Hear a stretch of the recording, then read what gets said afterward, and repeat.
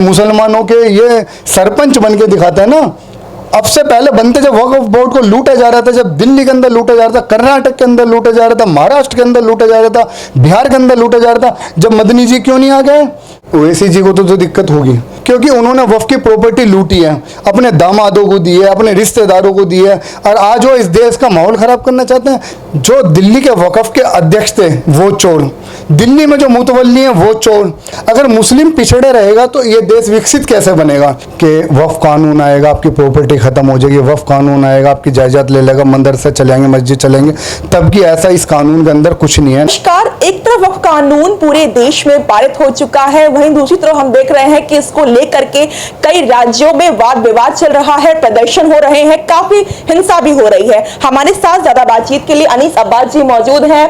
अब्बास जी, ये बताइए, वक्फ कानून जो है बीजेपी सरकार द्वारा जो लागू किया गया है, ये पूरे देश भर में लागू हो चुका है। सबसे पहले तो आप इस पूरे कानून को, जो बिल आया है, इसे आप कैसे देखते हैं? देखो, ये जो माननीय प्रधानमंत्री जी ने ये कानून लाए हैं, उनका पहले मैं आपके चैनल के माध्यम से माननीय प्रधानमंत्री जी का धन्यवाद करना चाहता हूँ। दूसरी बात मैं ये कहना चाहता हूँ, जो कोई अपनी प्रॉपर्टी, शराफत अली अपनी प्रॉपर्टी वक्फ को शराफत से देते थे, वहाँ पर जो शरारत करने वाले लोग बैठे थे, उन्होंने उनकी प्रॉपर्टी हड़प ली।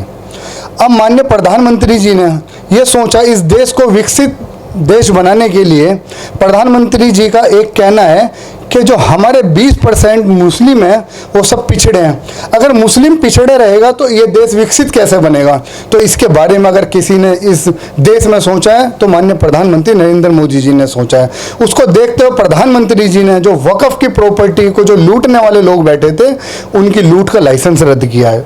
दूसरी बात मैं आपको और बताना चाहता हूँ, आपको दिल्ली के बारे में भी मैं आपको बता देना चाहता हूँ। आपने देखा होगा कि मीडिया पे भी चल रहा है, बहुत सारे चर्चा चल रही है। जो दिल्ली के वक्फ के अध्यक्ष थे वो चोर, दिल्ली में जो मुतवल्ली हैं वो चोर, दिल्ली के अंदर सारी प्रॉपर्टी को लूटा गया है। आपको एग्जाम्पल के तौर पे एक प्रॉपर्टी के बारे में मैं आपको बता देना चाहता हूँ। मेहरौली के अंदर, मेहरौली के अंदर किसी गरीब का, किसी हमारी बहन का, किसी विधवा बहन का उनका हक था, उस हक के ऊपर उन्होंने जो इमारतें बना रखी है, मैं माननीय प्रधानमंत्री जी से कहना चाहता हूँ, तो सारी की सारी प्रॉपर्टी, गरीबों के हक की जो प्रॉपर्टी छीनी जाए। देखिए, आप इस कानून को सही बता रहे हैं, आपने कहना कि इससे गरीब मुसलमानों को मदद मिलेगी, लेकिन असदुद्दीन ओवैसी है वो ये कह रहे हैं कि इससे मुसलमानों के गर्दन पर तलवार लटक रही है। ओवैसी जी को तो दिक्कत होगी।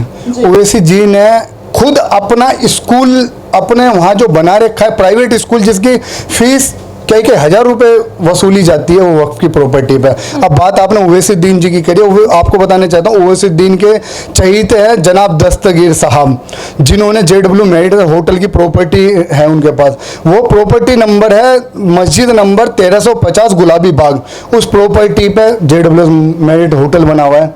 वो ओवैसीद्दीन जी के चहीते हैं, ठीक है। ओवैसीद्दीन जी को तो दिक्कत होगी, क्योंकि उन्होंने वक्फ की प्रॉपर्टी लूटी है, अपने दामादों को दी है, अपने रिश्तेदारों को दी है, और आज वो इस देश का माहौल खराब करना चाहते हैं। मैं कहना चाहता हूँ ओवैसीद्दीन जी से कि अगर आप देश का माहौल खराब कर रहे हो, अगर आपने जिसको प्रॉपर्टी लूट के दी अपने दामाद को रोड पे उतारो ना, उनको तो आप रोड पे नहीं उतारते। जिन गरीबों का हक आपने लूटा है, आप उन गरीबों के बीच में जाकर उनको डराकर धमका कर के आपकी प्रॉपर्टी छीन ले, उन लोगों को आप आज रोड पर उतार रहे हो। उनकी प्रॉपर्टी तो आपने लूटी है, उन्हीं को आप आज रोड पर उतार रहे हो। आपने उनके नाम की राजनीति कर रहे हो वोट लेने के लिए, कभी उनको आपने मुख्य धारा में नहीं आने दिया। इसी तरीके से कांग्रेस पार्टी ने कभी मुख्य धारा में गरीब मुसलमानों को नहीं आने दिया, इसलिए नहीं आने दिया। अगर गरीब मुसलमान मुख्य धारा में आ जाएगा तो उनकी वोट की राजनीति फिर कौन करेगा? जी, हम एक तरफ देख रहे हैं कि बंगाल के मुर्शिदाबाद में लगातार हिंसा हो रही है, प्रदर्शन हो रहा है, और कई जो हिंदू हैं वहां से पलायन कर रहे हैं। इसको लेकर के ममता सरकार का जो रवैया है, उसे आप कैसे देखते हैं? देखो, ममता सरकार का जो रवैया है बिल्कुल गलत है। देखो, वहाँ भी इन लोगों में भ्रम फैलाया हुआ है कि वक्फ कानून आएगा, आपकी प्रॉपर्टी खत्म हो जाएगी, वक्फ कानून आएगा, आपकी जायदाद ले लेगा, मदरसे चलेंगे, मस्जिद चलेंगे, तब की ऐसा इस कानून के अंदर कुछ नहीं है। ना कोई मदरसा जाएगा, नहीं कोई मस्जिद जाएगा।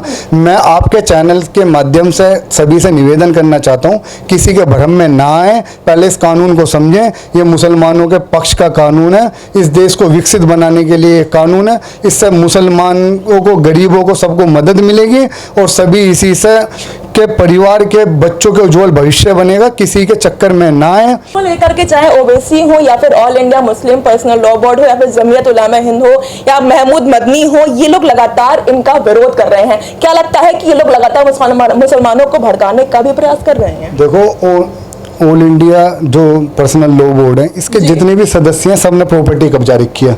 आज ये मुसलमानों के बीच में जाके ये बात ये बोल रहे हैं कि सब मुसलमान एक हो जाओ, कि आपकी प्रॉपर्टी जा रही है, सब मुसलमान एक हो जाओ, आपकी मस्जिद जा रही है। कोई मस्जिद नहीं जा रही है, कोई उनकी प्रॉपर्टी नहीं जा रही है। मैं उनसे करना चाहता हूँ ये जवाब, आपने वक्फ के माध्यम से कितने इंजीनियरिंग कॉलेज दिए, कितने मेडिकल कॉलेज दिए, कितने आपने IAS बनाए, कितने IPS बनाए, कितने डॉक्टर बनाए? कोई सूची तो दिखाओ मुसलमानों को कि वक्फ ने इतने स्कूल, इतने कॉलेज, इतने हमारी बहनों के लिए मदद की है। कोई सूची तो दिखाओ ना जारी कर कर। आपके पास कुछ है नहीं और लूट आप रहे हो, और गरीब लोगों को आप हाथों में पत्थर दे रहे हो। आप उनके हाथ में लैपटॉप देने की सोचो ना, उनके हाथ में पेन देने की सोचो ना, उनके हाथ में कॉपी देने की सोचो ना, उनके हाथ में पत्थर देने की ना सोचो। देखिए, आप कह रहे हैं कि ये जो बिल आया है मुसलमानों के हितों में है, इससे मुसलमानों का फायदा होगा, गरीबों का फायदा होगा, पसमानदा मुसलमानों का फायदा होगा, लेकिन फिर भी मुसलमान इन बातों को समझ क्यों नहीं पा रहा है? क्या आप लोग इन्हें समझाने में लगातार विफल हो रहे हैं? देखो, जब 3 तलाक इस देश के अंदर आया था तब भी इन लोगों ने इसी तरीके से हल्ला मचाया था, पर उस टाइम भी हमारी जितनी बहनें थी वो बहुत खुश थी। वो उस टाइम भी उन्होंने मोदी जी का धन्यवाद किया था। आज वो मोदी जी का एहसान नहीं भूलती हैं। आज भी जितनी बहनें हैं आज भी मोदी जी का आज तक वो शुक्रिया अदा करती है। तो ये कानून अभी जैसे ही आया है, उनकी लूट का जो लाइसेंस रद्द हुआ है, वो लोग मुस्लिम गरीबों में जा जाकर भड़का रहे हैं। कुछ लोग इनके भड़काए में आ रहे हैं और कुछ समझदार हैं वो नहीं आ रहे। धीरे धीरे धीरे धीरे सब मुसलमानों को भी ये समझ में आया है कि इस कानून से मुस्लिमों का भला होगा, सभी समाज का भला होगा। इसके जो इनकम होगी वो वेलफेयर के लिए यूज़ होगा, जितना रेवेन्यू होगा वो सारा यूज़ होगा। तो इससे सारा मुसलमान समझेगा। मेरे को इतना अंदाजा है कि जो ये लोग अब भड़का रहे हैं, इसके उसमें अब कोई भी मुस्लिम समाज के लोग इनके चक्कर में नहीं आएंगे। वो माननीय प्रधानमंत्री जी ने जो अगर चिंता की है किसी गरीब की, किसी मुसलमान की, किसी पिछड़े की, वो सब अब सबको समझ में आ रहा है। देखिए, जमीयत उलमा हिंद के जो महमूद मदनी है, अभी इनको लेकर के ये इस सेवा को लेकर के एक बैठक हुई थी, में रणनीति बनाई गई, लेकिन इन्होंने एक बयान दिया कि अगर हो सके तो हम इसको लेकर के कोई भी कुर्बानी देनी पड़े, हम इसे लेकर के कुर्बानी देंगे। तो जो इनका ये जो बयान है, आप उस बयान कैसे देखते हैं? देखो, मैं आपको बताना चाहता हूँ, कोई मुसलमान नहीं पड़ेगा भी इनके चक्कर में, कोई मुसलमान नहीं जाएगा। सब मुसलमानों को पता है कि इन टीम वालों ने हमें पीसा है, हमें पीछे रखा है, हमको शिक्षित नहीं होने दिया, हमको मुख्य धारा में नहीं आने दिया। इन लोगों ने हम लोगों का यूज़ किया है। तो मेरे को इतना अंदाजा है कि इसके चक्कर में, इनके चक्कर में कोई भी मुसलमान नहीं जाएगा। सब मुसलमान समझ चुका है, सबको पता है हमारी बहन, हमारे परिवार, हमारे बच्चे, सबका भविष्य अब इस देश के लिए बहुत अच्छा है। प्रधानमंत्री जी ने अगर सोचा है तो बहुत अच्छा सोचा है। ये लोग जितना भी भड़का ले, इनके भड़काए में कोई नहीं आएगा। ये तो लूटा है इन लोगों ने, तो मदनी टीम वालों ने तो लूटा है। ये लूटते हैं आज भी मुसलमानों को। कौन सी अच्छी बातें समझाते हैं? आज मुसलमानों के ये सरपंच बन के दिखाते हैं ना। अब से पहले बनते जब वक्फ बोर्ड को लूटा जा रहा था, जब दिल्ली के अंदर लूटा जा रहा था, कर्नाटक के अंदर लूटा जा रहा था, महाराष्ट्र के अंदर लूटा जा रहा था, बिहार के अंदर लूटा जा रहा था, जब मदनी जी क्यों नहीं आ गए? जब मदनी जी ने पीसी क्यों नहीं किया? जब मदनी जी क्यों नहीं बोले? आज जब उनका लाइसेंस रद्द हो रहा है तो उनको दिक्कत हो रही है, उनके हाथों से उनकी प्रॉपर्टी छीनी जा रही है, तो गरीब मुसलमानों को रोड पर उतारने की तैयारी कर रहे हैं।